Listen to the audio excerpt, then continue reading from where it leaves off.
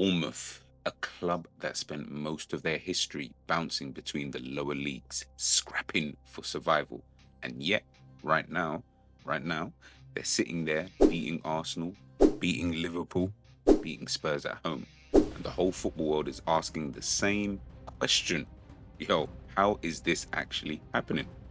I'm going to tell you now, the answer is one man.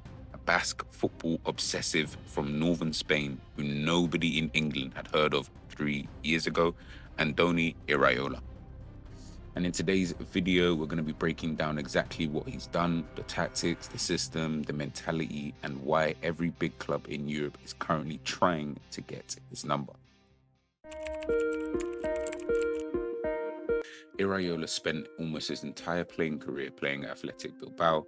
He was a right back, he was solid, he was intelligent, not really that flashy, if I'm being honest with you, but we got to remember the time that he was probably, playing football back then. It wasn't about being flashy. It wasn't about can he get loads of assists. It was just about being a defender.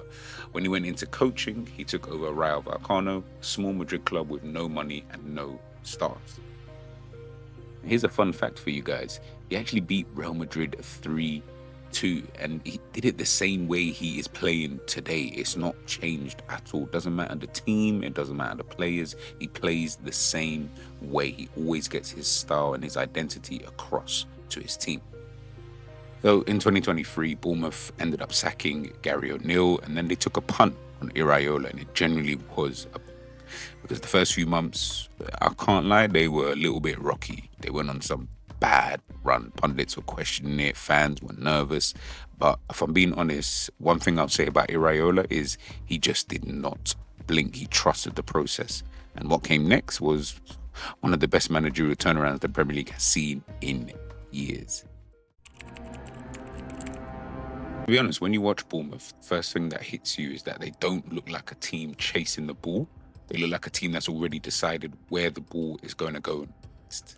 Kind of like a hybrid press. They start in a zonal shape, everyone covering an area, cutting off central passing lanes.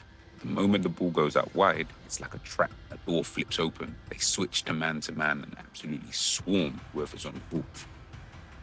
The wingers tuck in narrow to protect the middle. The opposite winger covers the central options, and the fullback on the far side, they let them have it, because that's the hardest ball to reach in time. They're not pressing recklessly, they're funneling the opposition exactly where they want them.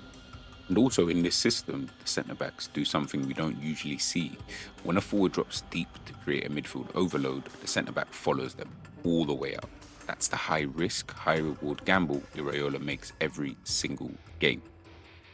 And to be fair, this style only works because of one thing: running. This guy has got his team running like no man's business. No team in the Premier League runs more than they do. Every single player, every single match, it's running their legs off and doing it for each other and for the manager. I would say one thing that people don't really know or they miss about Iraola's system is that the press isn't just about defending. The press is the attack. You win the ball back in the right areas, and within 2 or 3 passes, you're in behind. The whole system is built on that transition moment, and they're drilled to perfection. Especially when they have the ball, they shift into a 4-2-4 shape. 2 wide forwards stretching the pitch, the fullbacks overlap, and central midfielders following the ball forward to fight for second balls. It can look like kick and rush from the outside, and some people have called it that, but there's a purpose in every single run. They're not just hoofing it, they're creating territory.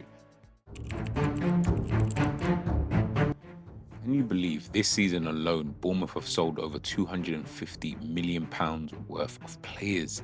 Their 3 best defenders, 2 of their most dangerous attackers, just gone. Semenyo, Huijsen, Zabini, Kerkez, just left. And I promise you, Iraola's just rebuilt. He hasn't even complained about it, he just got on with his job. Players like James Hill in at centre-back, he just came in and he's now one of the best aerial duels winners in the entire Premier League, like random. Adrien Truffert, left-back, started making more overlapping runs than any other fullback in the league. I'm telling you guys, new faces, same identity. That's the magic of having a system this clear. And the thing with Iraola is that he doesn't just recruit players, he recruits players who fit a very specific profile, usually under 25, hungry and willing to run. And the mentality that he's built in that team, you guys can see. You can see where Bournemouth are on the table. You've seen their unbeaten run. It's not a coincidence, guys. They scored 9 stoppage time goals last season, more than any other club. They've come back from 2 goals down in 3 consecutive seasons. This is not luck. This is a culture. So now we get to the end of Iraola's time at Bournemouth. It seems like he is on to pastures new. And I think the question everybody's kind of got is, where does he go? What team should he be going to? What team needs him the most? Obviously, as we know, Xabi Alonso is now the newly appointed Chelsea manager. So that's one team down. Real Madrid also look like they're going to appoint Jose Mourinho. So that's another team down. We know that Oliver Glasner is leaving Crystal Palace, so that could potentially be a sideways move, so to speak. But listen, a move is a move if there's a decent project. If Crystal Palace were to also win, the Conference League, that could be another place he could go to and just continue his work in the Premier League. Liverpool, of course, being a team that at this moment in time, it looks like they're going to stay with Arne Slot, but listen, we don't know. Anything can potentially change. Fans are visibly unhappy, with him being in charge. So there's a lot of questions. There are a lot of questions. But with Iraola, this is a top manager. I do believe he is someone who could manage at a higher level. I think given the right tools around him as well, I do think he's got the ability, he's got the capability to be able to really do well. It just really depends on what he decides to do. Does he go back to Athletic Bilbao, back to his home team, and then go from there? Who knows? Let me know your thoughts, though, in the comment section, people. Where do you think Iraola should go? What team do you think needs him the most? Let me know all your thoughts in the comment section. I will catch you guys real soon. Peace.